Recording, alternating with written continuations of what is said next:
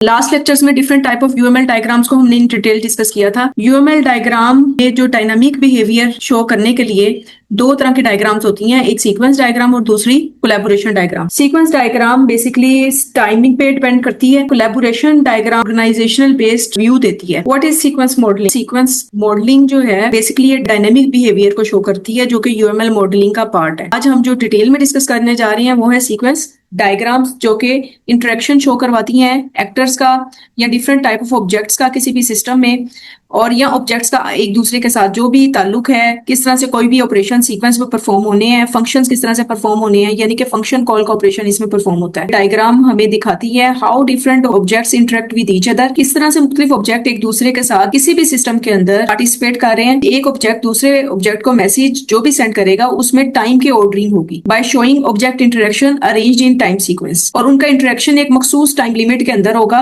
जिसके बाद वो एक्सपायर भी हो सकता है। ठीक है, सो सिक्वेंशियल फ्लो जो है इसके अंदर मॉडल किया जा सकता है। इटरेशन या लूप का कॉन्सेप्ट जो है इसके अंदर, या ऐसे ऑपरेशंस जो कि बार बार रिपीट होते हैं, रिकर्सिव ऑपरेशंस जो हैं, या कोई भी ऑपरेशन अपने आप को कॉल करे, सेल्फ कॉल का ऑपरेशन, ठीक है, वो इसके अंदर परफॉर्म किए जा सकते हैं। अगर उसमें कंकरेंसी आ जाए, यानी कि multiple task at a time perform किए जा सकते हैं इसके अंदर। इन सबको दिखाने के लिए हम इसको आज इन डिटेल जानने की कोशिश करते हैं। Elements of sequence modelling, different type of elements है सीक्वेंस मॉडलिंग के अंदर। सबसे पहले हमारे पास है ऑब्जेक्ट्स और एक्टर्स, फिर है lifeline, activation bar, send message, return message. What are objects and actors? Objects को हम एंटिटीज भी बोलते हैं, एक्टर्स भी बोलते हैं। बॉक्सेस के अंदर राइट किए गए नजर आ रहे हैं, दीज आर कॉल्ड ऑब्जेक्ट्स। ठीक है, बॉक्सेस डिनोट ऑब्जेक्ट्स और क्लासेस। इन ऑब्जेक्ट को राइट करने का एक मेथड होता है प्रॉपर। इसमें सबसे पहले इसका जो सिंटेक्स है, सबसे पहले इंस्टेंस नेम लिखा जाता है, यानी कि ऑब्जेक्ट का नाम, और उसके बाद कोलन के साथ आ जाता है क्लास नेम। ये एक बॉक्स है जिसके अंदर क्लास शो की गई है लेकिन इसका ऑब्जेक्ट मौजूद नहीं है, लेकिन इंस्टेंस या कोई भी मेंबर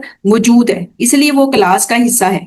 इसी तरह क्लास 2 में कोई भी मेंबर एग्जिस्ट कर रहा है, एनी मेंबर हो सकता है, उसका नाम यहाँ पे हिडन है। लाइफलाइन वर्टिकल डैश लाइंस होती हैं below each object represents the object life during interaction. आपको नजर आ रही है, ठीक है, डॉटेड लाइंस है, दीज आर कॉल्ड लाइफलाइंस और ऑल लाइफलाइंस। डॉटेड लाइंस हो सकती हैं, ये स्ट्रेट लाइंस नहीं होती। फॉर एग्जांपल ऑब्जेक्ट 1 है, जब ये क्रिएट हुआ है तो इसकी लाइफलाइन भी साथ ही स्टार्ट हो जाती है, जिसका मतलब ये है कि ऑब्जेक्ट कितनी देर तक इस सिस्टम में प्रेजेंट रहेगा। उसके बाद आ जाता है activation bar. Thin rectangle on the lifeline show the activation of an object. आपको छोटे छोटे रेक्टेंगल्स नजर आ रहे हैं, ये बेसिकली एक्टिवेशन बार है। इस तरह नीचे डायग्राम में भी आपको एक्टिवेशन बार नजर आ रही है। एक्टिवेशन बार ये बताती है कोई भी ऑब्जेक्ट अपने सिस्टम में कितने टाइम तक एक्टिव रहेगा। लाइफलाइन क्या शो करती है कि कोई भी ऑब्जेक्ट सिस्टम में कितनी देर तक प्रेजेंट रहेगा। ठीक है, इनएक्टिव भी हो सकता है। Solid line depicts messages being sent from one object to another. ये मैसेज एक ऑब्जेक्ट से दूसरे ऑब्जेक्ट की तरफ जा रहा है, this is called send message. इसी तरह रिटर्न मैसेज है, ये डैश एरो है जो कि शो कर रहा है from receiver to sender. Basically object 1 sender है, ऑब्जेक्ट 2 रिसीवर है, तो ऑब्जेक्ट 1 कॉलर भी हो सकता है और सेंडर भी हो सकता है। कॉलर अगर मैसेज फॉरवर्ड कर रहा है रिसीवर ऑब्जेक्ट 2 को, और अगर उसके नतीजे में रिटर्न मैसेज आ रहा है तो वो डॉटेड लाइंस की शक्ल में होगा। सेंडिंग मैसेज होगा वो सॉलिड लाइन की फॉर्म में होगा। अगर आप देखें कि इसके एक्स एक्सिस पे नंबर ऑफ ऑब्जेक्ट्स आ जाएंगे, जो कि ऑब्जेक्ट के इंस्टेंस जैसे कि मेंबर हो गया, ये एक ऑब्जेक्ट है क्लास लाइब्रेरी मैनेजर का। इसी तरह बुक एक ऑब्जेक्ट है क्लास बुक का।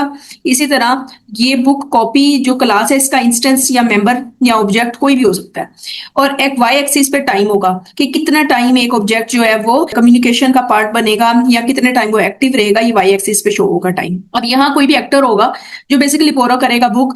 अब ये जो मैसेज गया है सॉलिड लाइन की शक्ल में, दिस इज कॉल्ड मैसेज। एक ऑब्जेक्ट अपने आप को भी कॉल कर सकता है, सेल्फ कॉल कर सकता है। मेंबर ऑब्जेक्ट है लाइब्रेरी मेंबर का, ये अपने आप को ही मैसेज में बोरो का सेंड कर रहा है, और अगर ये ओके हो जाएगा तो फिर आगे वो बोरो करेगा, ओके की रिपोर्ट देगा बोरो मेंबर, और इस तरह वो बुक को जो रिपोर्ट जाएगी उस कंडीशन, ये कंडीशन जो है ब्रैकेट्स में शो की है, अगर कंडीशन ओके है तो फिर मैसेज आगे फॉरवर्ड किया जाएगा।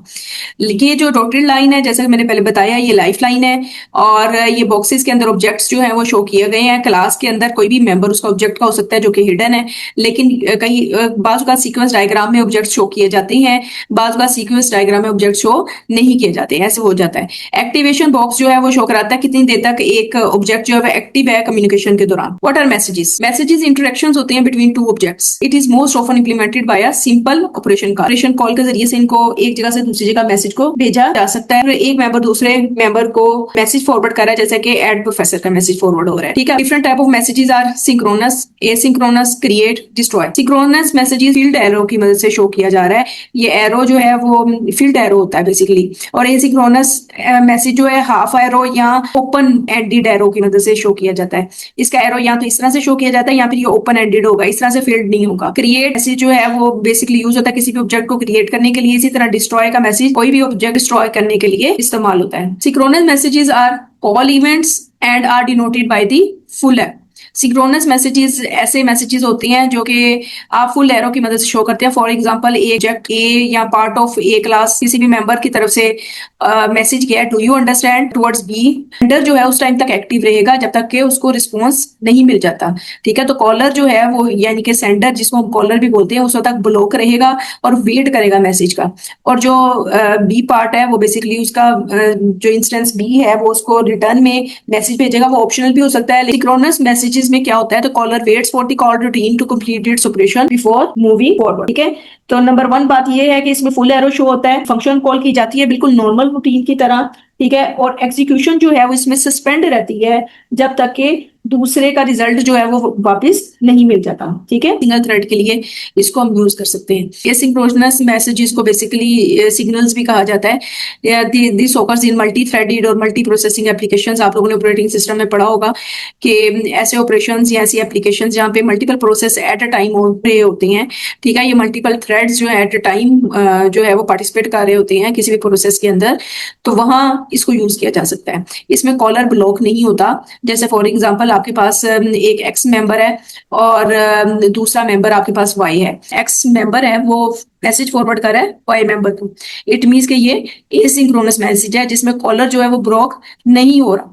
इंस्टेंटली अभी ये काम खत्म नहीं हुआ, एक्स मेंबर जो है वो एक नया काम या एक नया ऑपरेशन जो है वो स्टार्ट कर लेता है, एक नई फंक्शन कॉल स्टार्ट कर लेता है जिसमें वो अपने ही साथ यानी कि रिकॉर्सिव कॉल कर रहा है और डू समथिंग एल्स इमीडिएटली। अब वो इंटरनल उसका प्रोसेस जो है वो स्टार्ट हो गया और वो चलता चला जा रहा है जबकि पहला काम भी साथ साथ कंप्लीट हो रहा है। It means multiple threads at a time work कर रहे हैं किसी भी प्रोसेस के अंदर। ठीक है, तो न्यू थ्रेड भी इसके जरिए से क्रिएट किया जा सकता है, या नया ऑब्जेक्ट भी आप क्रिएट कर सकते हो, लेकिन कॉलर जो है वो ब्लॉक नहीं रहेगा।